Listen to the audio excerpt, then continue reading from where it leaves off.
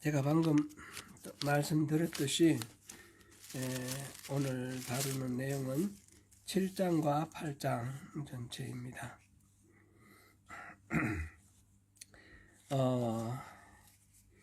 지금 1장부터 6장까지는 이스라엘의 귀환 중에서 1차 귀환 그 지도자가 스룹바벨이라고 그랬습니다. 세스바살이라는 총독 이름이 나왔고, 근데 실질적으로는 스룹바벨이 그 지도자였던 것 같아요. 그리고 종교 지도자로는 제사장 여호수아, 예수아라고도 되어 있고 여호수아라고도 되어 있는데, 여호수아가 제사장이고, 이 두 사람이 투톱으로 이렇게 1차 귀환을 했고, 그리고 거기서 고레스 왕의 조서에 나와 있는 대로 성전을 건축을 했습니다.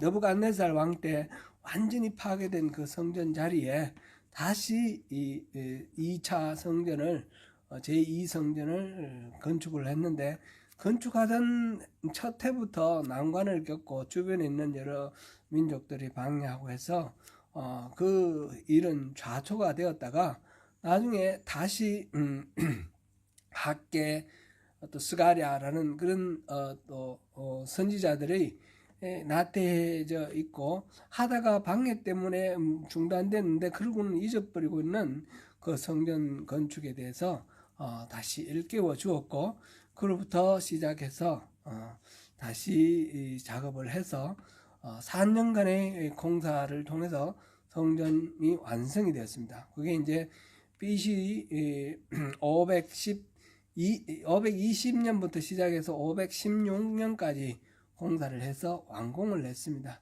그 성전이 완공되고 난 뒤에 그것을 또 하나님께 감사하며 봉헌식하고 하는 그런 내용을 우리가 6장까지 해서 전부 살펴보았습니다. 그때가 이제 다리오 왕 제6년이라 그랬습니다. 그리고 6월절도 지켰고요. 그리고 7장 1절 보면 2일 후에 바사왕 아닥사스다가 왕이 있을 때에 에스라라 하는 자가 있으니라. 2일 후에, 이건 앞에서도 우리가 한번 언급했는데, 2일 후에는 앞에서는 성전이 완공되었는데, 완공되고 봉헌하고 6월절 행사 지내고, 그 다음에 2일 후에니까 바로 임박한 그 다음 가까운 이 미래의 일, 그 다음에 있었던 연이은 어떤 역사적 사건으로 생각되는데, 표현으로 봐서는 그렇습니다. 근데 실제로는 뭐 어땠습니까? 이게 성전이 완성된 게 BC 516년이고요. 이 지금 에스라가 다시 돌아오는 게 458년이에요. 그러면 몇 년 차이에요? 이거는 58년, 거의 한 60년 후에 있었던 일을 마치 바로 이어졌던 일처럼 이 일 후에 이렇게 했습니다.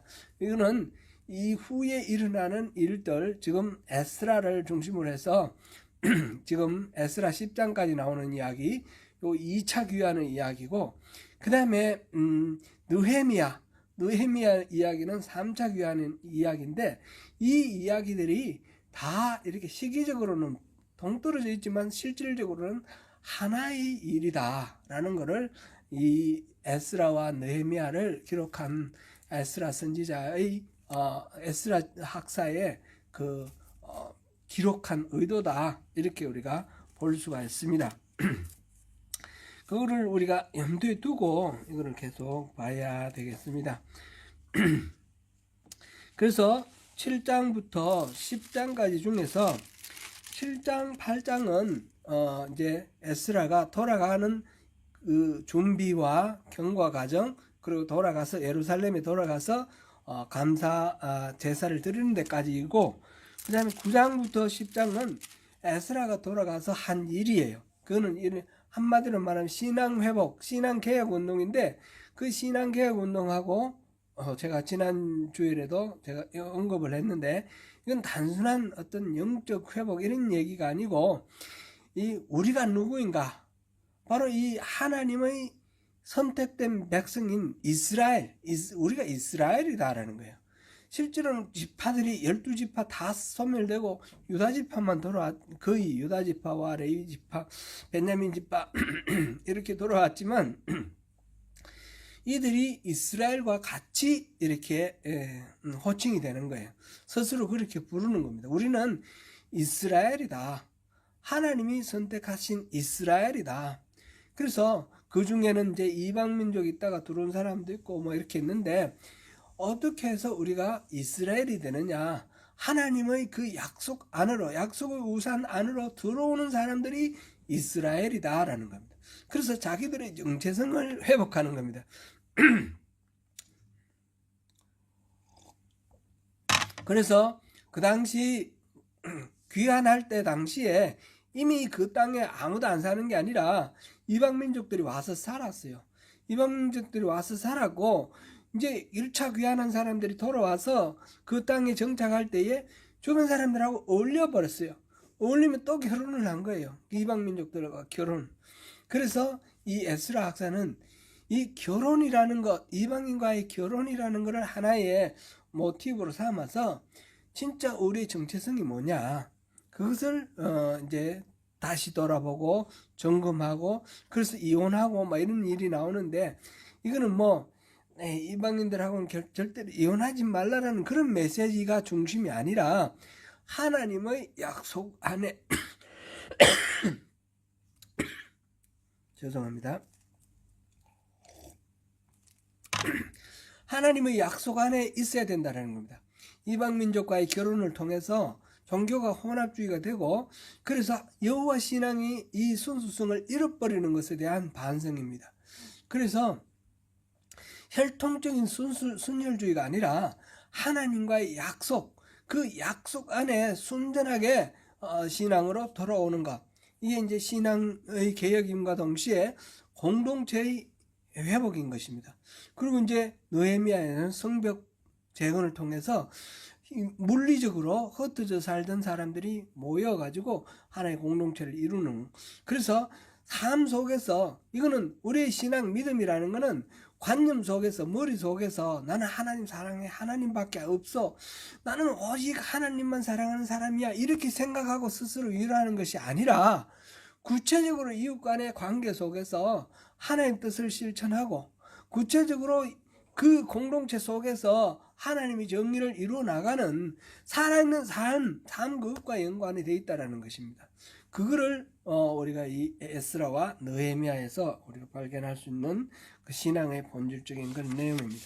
그렇게 해서 지금 7장 8장과 9장 10장이 이렇게 그 느헤미야로 이렇게 연결이 되어 있는데, 다시 한번 말씀드리면 7장 8장은 귀환 준비, 그 다음에 9장 10장은 신앙 개혁, 이렇게 볼 수 있겠습니다.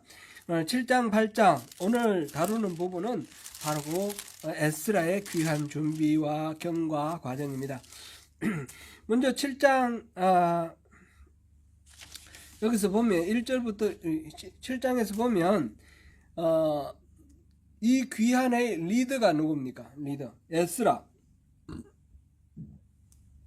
에스라가 어떤 배경을 가진 어떤 사람인지가 설명되어 있고, 이 에스라가 돌아갈 수 있기 위해서 그 당시 왕 아닥사스다가 조서를 내리는 그런 내용, 그 다음에 이 일에 대해서 에스라가 찬양하는 것이 7장입니다. 7장은 에스라라는 존재에 대해서 밝히고 있습니다.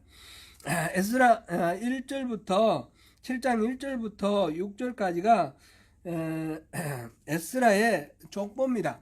에스라의 족보, 마태복음 1장에서 보면 예수님의 족보가 나오지 않습니까? 그런 개념으로 우리 생각하면 되겠습니다. 에스라는 누구냐? 에스라는 아론의 자손이라는 겁니다.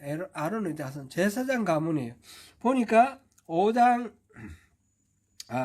5절 맨 끝에 아론의 16대 손이라 이렇게 됐습니다. 그죠? 아론, 그때부터 이제 거꾸로 쭉 해놨어요. 거꾸로 쭉 해놨는데, 아론 다음에는 엘르아살이고, 엘르아살 다음에 비느하스고, 비느하스 다음에는 아비수야, 그 다음에 붓기, 우시엘, 스라히야 이런 식으로 가면 되겠죠. 쭉 올라가면 되는데 이거는 참고로 역대상 6장 1절에서 10절 사이를 참고로 한번 보시면 좋겠습니다. 실제로 이렇게 한번 대조해 보십시오. 대조해 보시면 이 역대상에서 보면 이게 일치가 다른 데는 쭉 일치하는데 사독의 오대손이요 살룸의 현손이요 이랬는데 거기서부터 중간에 다른 사람들이 있어요. 다른 사람들이 사독 다음에는 아히미아스요 아사랴요 요하나니요 그 다음에 아사랴라 그리고 이 아사랴 여호사닥이다. 여호사닥이 있는데 아사랴죠. 아사랴가 솔로몬 때의 사람이에요. 솔로몬 때 사람. 그러면 솔로몬 그때의 사람이고 그 다음에 쭉 이어가면서 그 다음에 살룸이 나오고 또 아사랴 나오고 스라야 나오고 이러면서 그 다음에 여호사닥이라는 인물이 나와요. 여호사닥이라는 인물이 보면 그때가 언제냐면 이스라엘이 유다가 멸망할 때 느부갓네살에 의해서 포로로 끌려갈 때에 그때 당시에 이 아론 자손의 이름이 여호사닥이에요. 그 여호사닥의 자손 중에 이 에스라가 있는 거예요. 그렇게 따지면 16대 손이 아니라 여기 제가 숫자를 안 세어봤는데 한 8단계 정도는 더 넣어야 되니까 한 24대 이래 24대라 하더라도 보면 다 카운트 안 했을 것 같아요. 아론이 언제 사람이에요? 아론이 1500년 BC 1500년 모세 시대잖아요. 그죠? 1500년. 그리고 지금 이게 한 500년이잖아요. 548년이니까 대략 한 1000년 사이에 세대가 몇 세대가 될 것 같아요. 여기는 16대 손이라 16세대라 그랬는데 16세대면 1000년에 16세대면 한 세대가 한 100은 안 되지만 100년은 조금 덜 되게 그렇게 세대가 크게 이렇게 돼야 되는데 실제로는 결혼하면 20살 30살 되면 그 다음에 아기가 낳았으니까 이때도 낳았으니까 그런 식으로 하면 1000년에는 100세대 훨씬 넘을 거고 한 200세대는 돼도 200세대 더 넘을 거예요. 200세대 하더라도 50년이니까 그죠? 그러니까 훨씬 더 어쩌면 400세대가 될 수도 있어요. 그러니까 이걸 성경을 읽을 때 그냥 문자적으로만 읽고 이렇게 여러 개 나왔으니 오잖아 이렇게 생각하면 안 되는 거예요. 성경에는 중요한 게 이렇게 담겨 있기 위해 중요한 것을 담기 위해서 많은 부분은 생략해 있을 수가 있어요. 아담에서부터 시작해서 쭉 자손 내려와서 아브라함 그다음에 이때까지도 요즘 창조 과학 하는 이런 사람들은 그 연대를 아담부터 아브라함까지 한 2000년 이렇게 잡아요. 근데 그런 식으로 생각해가지고 이 지구의 역사가 4000년이냐 6000년이냐 근데 이런 식으로 생각하면 성경을 이게 우리가 이해하기 어렵습니다. 믿을 수가 없습니다. 그게 아니라 이 성경은 중요한 것을 가르치기 위해서 많은 부분이 생략되어 있다는 걸 알아야 되고 그러면 아담과 하와 사이에 가인이 태어났는데 가인은 누구랑 결혼했습니까? 그러면 우리가 막 어지러워져요. 그죠? 막 어지러지지 않습니까? 그런 식으로 읽으면 안 되는 거예요. 중요한 거는 아담과 하와의 이야기도 하나님이 다른 종교와 신에서는 다른 신앙에서와 다르게 하나님이 모든 세계 질서를 만드신 창조주라는 것을 우리에게 가르쳐 주시는 것이고 바로 이 아담과 하와를 통해서 하나님의 형상대로 지어진 고귀한 존재로 우리 인간이 만들어졌고 그 인간이 하나님 뜻 안에 있을 때는 너무너무 아름다운 행복한 낙원의 삶을 살 수 있지만 하나님의 뜻을 벗어나서 자기의 욕망대로 살 때는 너무 고통스러운 만인을 향한 투쟁, 이런 식으로 살아갈 수밖에 없다라는 것을 아주 집요학적으로 나타내 준 게 창조 그 성경의 내용인 거예요. 그거를 잘 우리가 봐야 되는 것이지, 그걸 하나하나 따져가 20년 30년 따져가지고 하니까 그 오류가 생길 수밖에 없는 거죠. 성경을 지금 이런 거는 뭐라고 어떻게 설명하겠습니까? 성경에 하나님 불러주시는 대로 받아 적었다. 문자주의, 근본주의, 이런 신앙을 가지고는 이걸 어떻게 설명해야 되죠? 설명할 수가 없어. 서로 일치가 하지 않지 않습니까? 역대상에 나오는, 역대상 6장에 나오는 얘기하고 안 맞지 않습니까?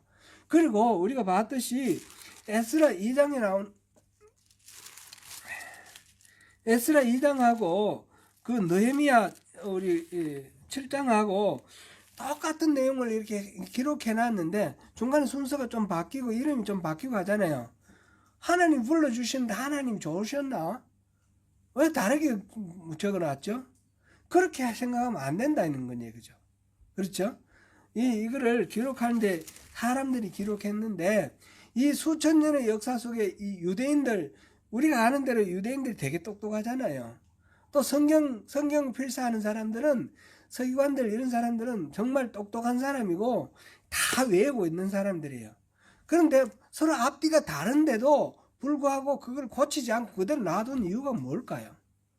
어느 것이 옳으냐 이게 중요하지 않기 때문에 그런 거예요. 그죠? 그러니까 우리 성경을 읽을 때 문자주의적으로 읽으면 안 돼요. 이 속에 이 기록한 사람은 어떤 마음으로 어떤 메시지를 담고 있느냐, 이걸 생각을 해야 되는 거죠. 지금 에스라 7장 1절에서 6절에 이 이야기는, 에스라는 아론의 자손으로서 제사장 직분을 가진 사람이에요. 제사장인데 지금 여기서 이제 우리가 보면 에스라 학사라 그러고, 에스라는 직업이 서기관이에요.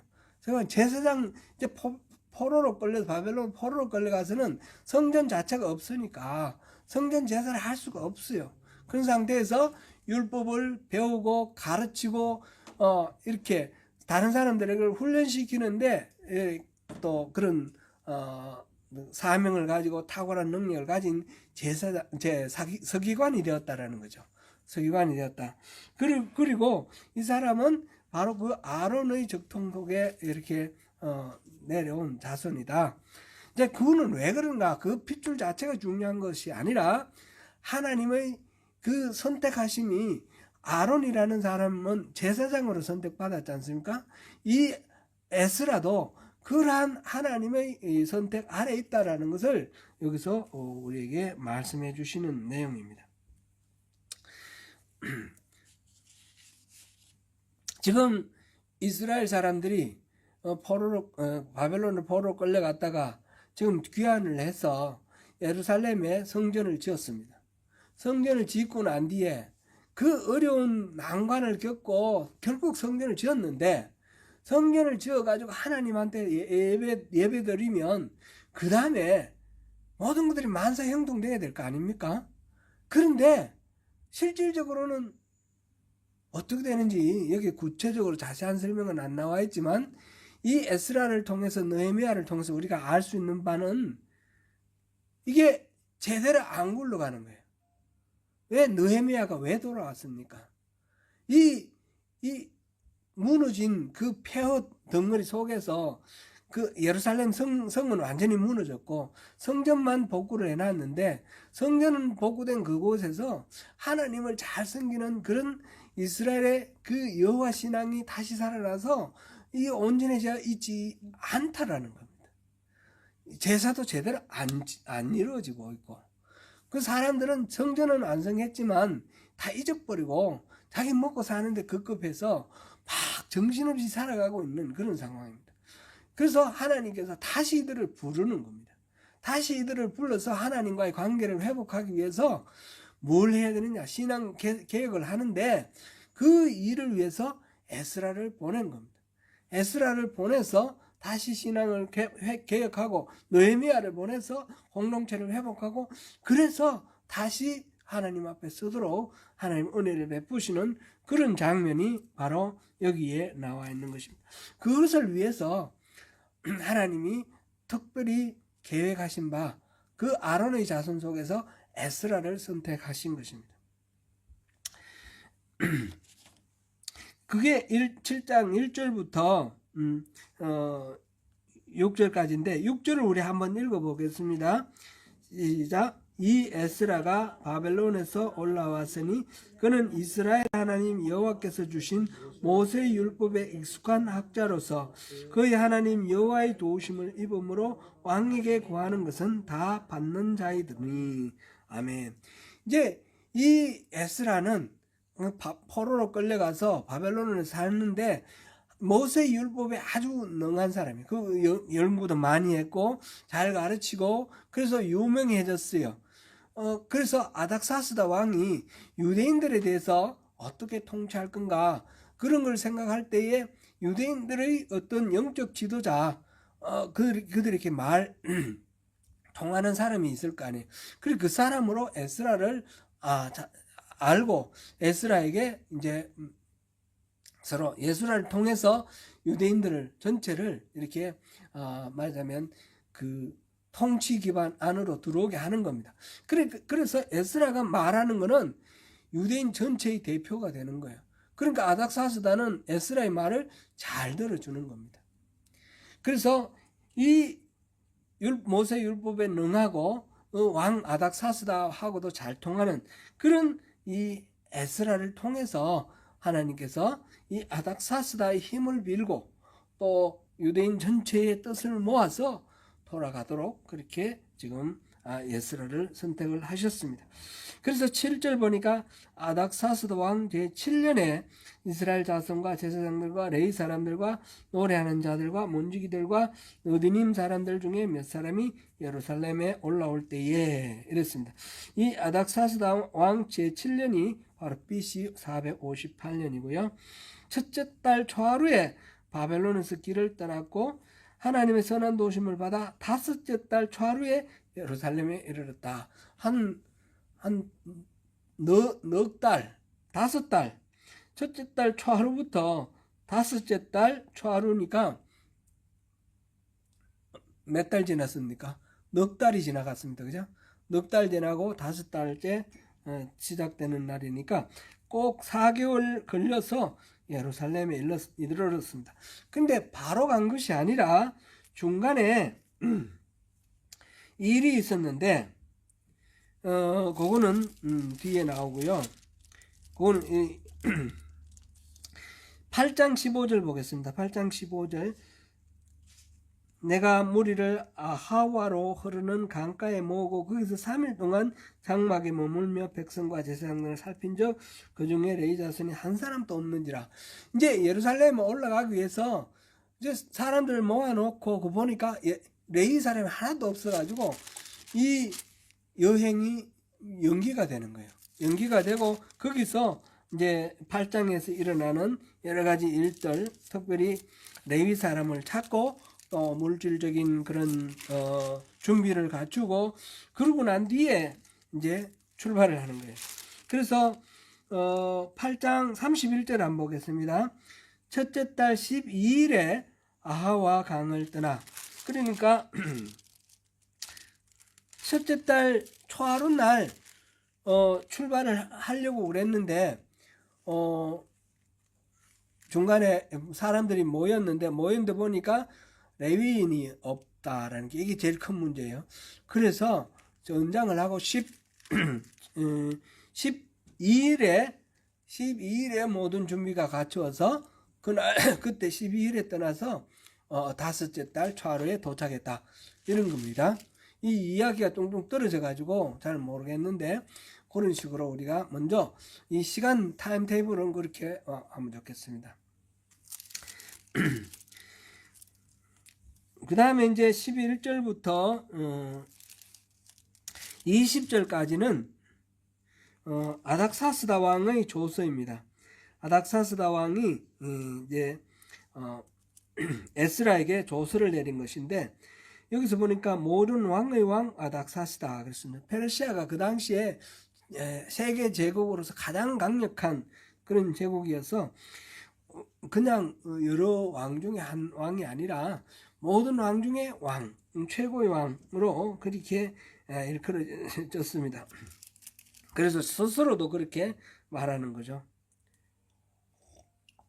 나는 바로 왕 중의 왕이다. 그러면서 이제 조서를 내리는데, 에스라에게 조서를 내리는데, 이제 하나님의 율법을 따라서 올라가라. 그런데 여기서 중요한 거는 한 13절 같이 읽어봅니다. 조서를 내리노니 우리 아나라에 있는 이스라엘 백성과 그들 제사장들과 레위 사람들 중에 예루살렘으로 올라갈 뜻이 있는 자는 누구든지 너와 함께 같이 갈지어다. 여기서 뜻이 있는 사람, 같이라는 말은 제가 잘못 넣었습니다. 함께 갈지어다. 예루살렘으로 올라갈 뜻이 있는 자, 자발적으로 지난번에도 우리 말씀드렸지만 이 바벨론으로 포로로 끌려가서 흩어져 살면서 막 자손이 많이 생겼습니다. 그래서 1차 귀환할 때, 스룹바벨과 함께 귀환할 때, 그때 사람들이 숫자가 얼마 됐습니까? 49,000 얼마나 나왔어요. 그죠? 49,000. 그런데 그거는 남자만 얘기한 것일 수도 있어요. 그래서 뭐 한 5만 왔다 치고, 그 다음에 이제 그 한 200만 되는 중에 한 100 몇십만 원 남아 있다는 거죠. 그 중에 이제 2차 귀환이 이렇게 시작되는 겁니다. 그 중에 올라갈 수 있는 사람은 다시 올라가도 좋다. 그래서 그렇게 하면서 그 다음에 여러 가지 물질적인 거 이런 것들을 그 바벨론 온 도에서 얻을 모든 은금과 백성과 제사장들이 예루살렘에 있는 그들의 하나님 성전을 위해 기쁘게 드릴 예물을 가져다가 그들의 손으로 이렇게 계속 드리라, 성심으로 드리라, 이런 그 조서의 내용입니다. 명령의 내용입니다. 그런 식으로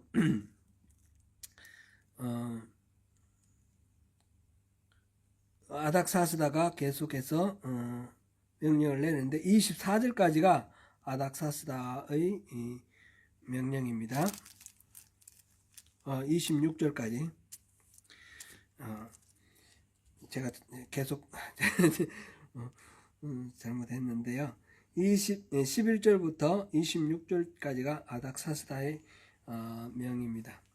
그런데 이 속에서 아닥사스다는 모든 필요한 것들을 다 제공해 주겠다. 그래서 에스라는 그 하나님의 지혜에 따라서 하나님 율법 아는 자를 25절은 같이 한번 읽어보면 좋겠습니다. 에스라여, 너는 내 손에 있는 내 하나님의 지혜를 따라 내 하나님 율법을 아는 자를 법관과 재판관을 삼아 강 건너편 모든 백성을 재판하게 하고 그중 알지 못하는 자는 너희가 가르치라. 아멘.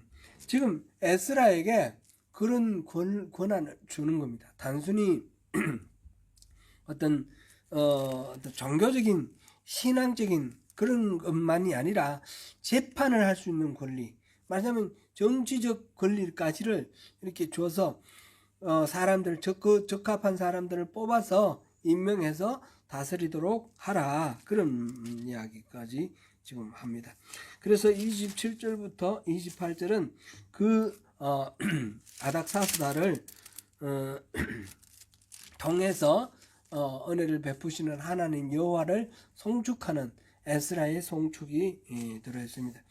그 다음에 이제 여기 이제 에스라를 중심으로 이 7장은 기록되어 있습니다. 에스라가 어떤 배경이 있는지, 에스라에게 아닥사스다는 어떤 권한을 주었는지, 에스라가 어떻게 하나님께 감사했는지 이렇게 나와 있고요.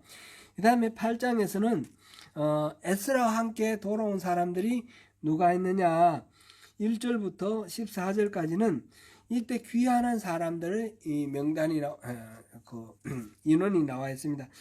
여기는 이제 전부 합쳐보면 요 숫자는 1758명인데 그 1차 귀환 때 49,000명에 비하면 훨씬 작죠. 이렇게 작은 사람들이. 그런데 여기서는 전부 1차 귀환 때는 그런 표현은 없었는데 남자가 이렇게 돼 있거든요. 남자가.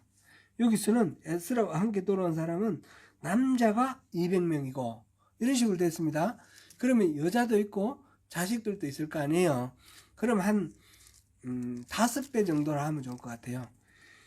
1758명 대략 한 2,000명에서 5배 하면 한 10,000명 정도. 그 1차 귀환은 한 5만 명 정도 되고 여기서는 한 10,000명 정도 되니까 한 5분의 1 수준으로 돌아왔다. 이렇게 2차 귀환의 규모는 그 정도로 우리가 대략 잡으면 되겠고요. 여기 나오는 사람들 보면 스가냐 자손, 뭐 바로스 자손, 그다음 바모압 자손 이런 식으로 가문별로 이름을 쭉 나열했는데 이거는 앞에 2장에 나오는 그 가문하고 이렇게 겹쳐지는 가문들이 많이 있어요. 그때 돌아오는 귀환 중에 남아있던 형제들 중에 뭐 한 명이 남았다든지 이런 사람들의 자손들이 다시 이제 돌아오는 이런 식으로 돼 있는데 여기서는 전부 다 이 사람들은 다 유다 지파라고 알 수 있겠어요. 지파별로 이름이 나와 있는 게 아니라 가문별로 나와 있다는 것은 대개 전부 다가 유다 지파다 이런 식으로 알면 되겠습니다. 어쨌든 바벨론에서 올라온 족장들의 이름이 이렇게 쭉 나열되어 있습니다. 한 10,000명 조금 가족들 다 합치면 한 10,000명 정도 되지 않겠나. 우리가 대략 그렇게만 알고 넘어가면 되겠습니다. 그런데 문제가 있습니다. 문제가. 아까 이제 우리가 살펴봤듯이 이 중에 레위 지파 사람이 없는 거예요. 레위 지파는 지금 에스라가 바로 제사장의 자손이고 레위 지파 사람 아닙니까? 이 에스라 한 일이 뭐였습니까? 모세의 율법에 대해서 잘 알고 그것을 백성들에게 잘 가르친 사람 아닙니까? 지금 에스라가 이 고국의 소식을 들었는데 그곳에 성전을 새로 지었고 그 다음에 그랬지만 여기에 제대로 여호와 신앙이 제대로 회복되어 있지 않다는 걸 알고 돌아가서 그거를 회복해야 되는데 레위 지파 사람이 없다라는 것은 굉장히 어렵죠. 레위 지파 사람들이 그 율법을 잘 알고 그걸 가르치는 역할을 해야 될 사람들이니까.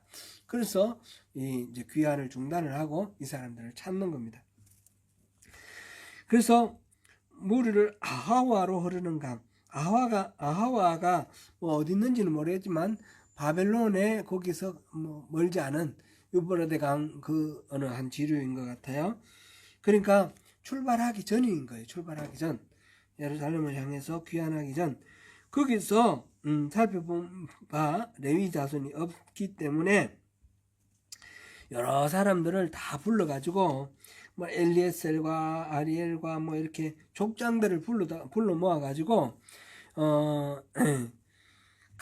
가시비아 지방으로 보내어 그곳 족장 이또에게 나아가게 하고 17절에 보니까 그러니까 그 근처에 있는 거기 어딘지 모르겠는데 가시비아 지방에 이또라는 족장이 살고 있는데 이또가 바로 레위 지파인 거예요. 그래 여기 지금 귀환하겠다는 사람들 중에 대표를 뽑아가지고 이또한테 가서 레위 지파 사람들 좀 보내라. 그래서 그 이또와 그 형제 곧 가시비아 지방에 사는 너디님 사람들에게 할 말을 일러주고 우리 하나님의 성전을 위하여 섬길 자를 데리고 오라 하였더니 그래서 이또 족장 이또를 중심으로 해서 그 레위 사람과 너디님 사람들을 데리고 옵니다. 거기 보니까 이스라엘 손자 레위의 아들 말리의 자손 중에 한 명철한 사람을 데려오고 이렇게 말리는 무라리 레위의 아들이 3명이 있죠. 레위의 아들이 게르손, 고핫, 무라리 이 3명이 있는데 이 무라리의 아들이 말리예요.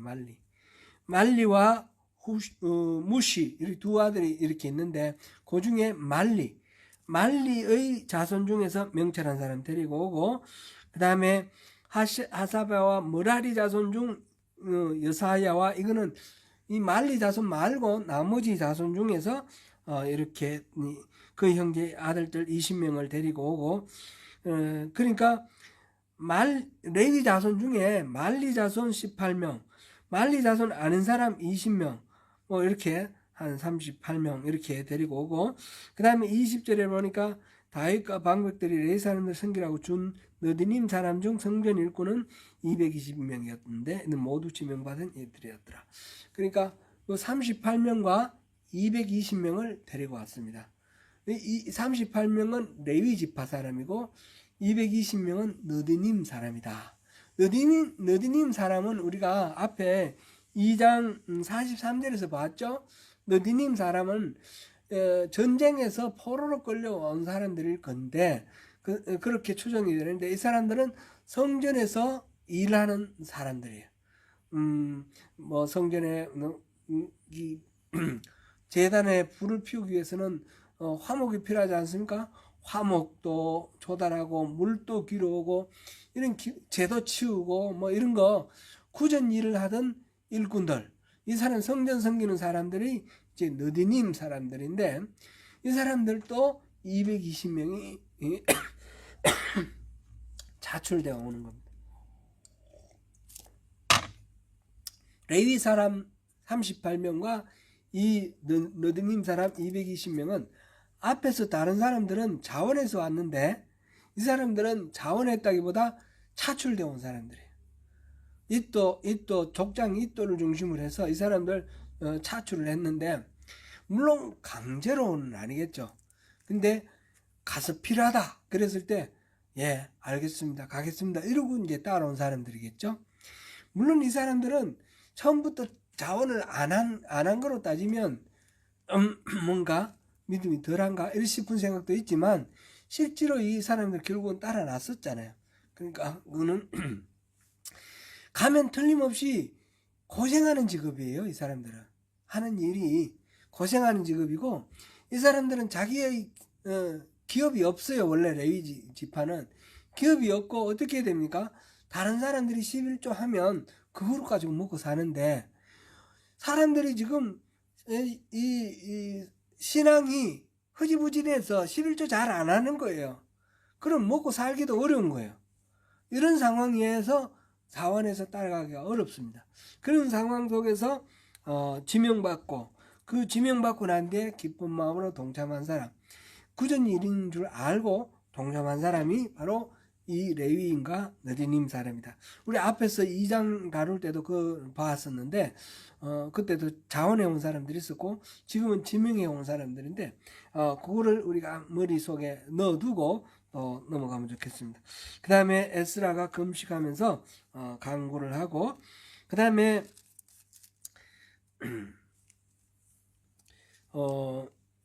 이제 제사장들 또 이렇게 역할 분담시켰고 24절부터 30절까지는 이제 감사 제사를 드리는 겁니다. 그래서 이렇게 나왔습니다. 그 다음에 31절부터 이 30절까지는 그러니까 이제 사람 레위 지파 사람과 느디님 사람 성전 섬길 사람들 인원을 조달하는 거 하고 그 다음에 24절부터 30절까지는 물자를 조달하는 거죠. 물자 조달하는 거고 이 준비를 해가지고 31절부터 36절까지 이제 돌아와 귀환을 하는 거죠. 귀환을 하고 이때 필요한 것들을 이제 33절에 보니까 제사장 우리아의 아들 머레못의 손에 넘기니 머레못이 아마 이 성전 물자들 관리하는 책임자인 것 같아요. 그 사이에 보니까 비누아스 아들 엘라살과 예수의 아들 요사박과 뭐 노다야 뭐 이런 사람들이 있는데 이 사람들은 이 머레못을 도와서 성전 물자를 관리하는 사람들 이렇게 보면 되겠습니다. 그래서 돌아오면서 예루살렘에 돌아와서 제사를 지내는 것이 35절부터 36절입니다. 이스라엘 하나님께 번제를 드렸는데 수송아지가 12마리요 수장이 96마리요. 96마리는 12마리는 12지파를 상징하는 거고, 그 다음에 96마리는 12지파 곱하기 8 하면 그렇게 되겠죠. 그 다음에 이제 77마리가 나와요. 77마리 속죄제 아니지. 수량이 있고 어린 양이 77마리. 77마리 7이 완전수니까 아주 많다라는 의미예요. 그렇게 우리가 보면 되겠고, 그 다음에 이제 수대염소도 12마리. 모두 여호와께 드린 번제물이라. 속죄제의 수대염소가 번제물이다. 물론 속죄제와 번제물이 다른 건데 같이 드려졌다, 이렇게 보면 되겠고, 또 왕의 조서를 이 왕의 총독들에게, 그 지역에 있는 행정관들에게 보내줘서 우리가 이렇게 돌아왔으니까 우리를 지원하라 하는 것을 알려주는 것이 이제 8장의 마지막입니다.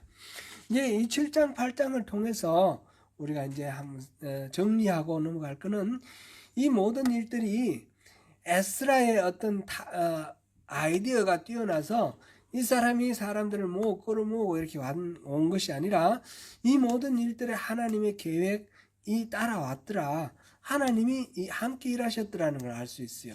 아닥사스다를 움직이는 거, 그다음에 왕을 움직여서 하나님의 전을 가서 회복하고 제사 지내라, 이 모든 조서를 내리고 하는 이 과정 속에서 하나님이 함께 하시고 계획하셨다는 것을 우리가 볼 수 있겠습니다. 그 이후에 이제 함께 돌아오는 사람들의 마음을 움직이고, 레위 사람들의 이런 지명하고 동원하는 이런 문제들, 이런 모든 것들이 바로 하나님의 섭리와 계획 아래 이루어졌다라는 것이고, 두 번째 우리가 볼 거는, 이 중에 아까 제가 이거는 좀 기억하여 두고 넘어가자 했던 말씀이 있어요. 레위 지파 사람들과 느디님 사람, 이 사람들, 레위 사람 38명, 느디님 사람 220명은 처음부터 자원에서 나온 사람이 아니고 지명받아서 차출된 사람이라고 했어요. 지명받아서 차출된 사람도 전혀 여기서 뭐 거부하거나 도망가거나 그게 아니라 기쁜 마음으로 순복하며 따라 나섰다라는 거예요. 이게 이제 중요한 겁니다. 우리가 이제 하나님을 믿는 일을 함에 있어서 모든 것들이 우리 마음속에 막 우러나서 되면 제일 첫 번째로 좋아요. 그런데 그게 아니고 지금 긴가민가 하고 잘 모르고 있을 때에 하나님이 누군가를 통해서, 영적 지도자를 통해서 이걸 리크루트 할 때가 있다 말이죠. 하나님이 부르실 때가 있습니다. 지금 여기서는 이 에스라를 통해서, 그 다음에 여기 이또 족장 이또를 통해서 여러분들 가시오라고 이제 지명을 받았어요. 이 지명을 받은 사람들이 기쁨을 가지고 동참을 했다라는 겁니다. 자기의 어떤 판단과 생각만으로 움직이는 것이 아니라 하나님이 부르실 때에 자기의 뜻을 꺾고 하나님의 부르심에 따르는 것, 이것이 정말 중요합니다. 특별히 이들은 이스라엘 민족 전체를 이제 회복시키기 위해서 하나님이 부르시는 영적 리더들입니다. 성전을 회복하고 그 다음에 율법을 가르칠 그런 사람들입니다. 그런 사람들로 지명받아서 부르실 때에 그 차출에 기쁜 마음을 응하는 것, 이건 하나님이 우리 모두를 그런 식으로 부르셔요. 우리를 부르실 때에 우리가 자기 생각만 고집하고 이렇게 있으면 안 되는 거죠. 이 내 생각보다도 정말 하나님이 부르시는 건가 기도하면서 하나님 그 부르심의 그 의미를 확인을 하고 자기를 부인을 하고 자기 십자가를 지고 예수님을 따르는 이 마태복음 16장 24절 말씀, 우리가 캐치프레이즈로 우리 저렇게 갖고 있지 않습니까? 저게 우리 신앙생활의 아주 핵심적인 부분이에요. 내가 원하는 대로만 이루어지는 게 아니에요. 내가 원하는 대로가 아니고 항상 하나님이 뭘 원하시는가, 하나님이 어떻게 할 때 기뻐하시는가, 이 하나님의 뜻에 모든 것들을 조정하고 그렇게 해서 우리의 뜻을 0점 맞추는 그런 작업이 필요하다는 거죠. 그래서 부르심에 순명하는 것. 그 다음에 세 번째로는 우리가 생각할 거는 머릿속에 관념 속의 신앙이 아니라 구체적인 삶에 드러내는, 삶의 열매를 맺는 그런 신앙이 의미가 있는 것입니다. 오늘 에스라 7장 8장을 살펴보았는데 이 여러 가지 내용들이 이제 복잡하게 이렇게 쭉 나열되어 있는데 그 일을 통해서 하나님께서는 이 모든 일이 역사가 그냥 저절로 이루어지는 것이 아니라 하나님의 계획 아래 있고 섭리 아래 있다. 그럴 때에 하나님 뜻에 순종하는 사람이, 하나님 뜻을 따르고 분별하고 순종하는 사람이 그 역사의 주체가 될 수 있다는 것을 보여줍니다. 그리고 그럴 때에 우리가 그런 믿음을 가졌으면 그 믿음에 순복하는, 그런 실천하는 신앙으로 주님 앞에 나아갈 때에 주님께서 우리를 통해서 영광을 받으시고 우리는 또한 주님의 그 영광에 동참이 되어서 주님이 주시는 그 분복을 누리게 됩니다. 바로 그 주인공이 되시는 저와 여러분 되시기를 축복합니다.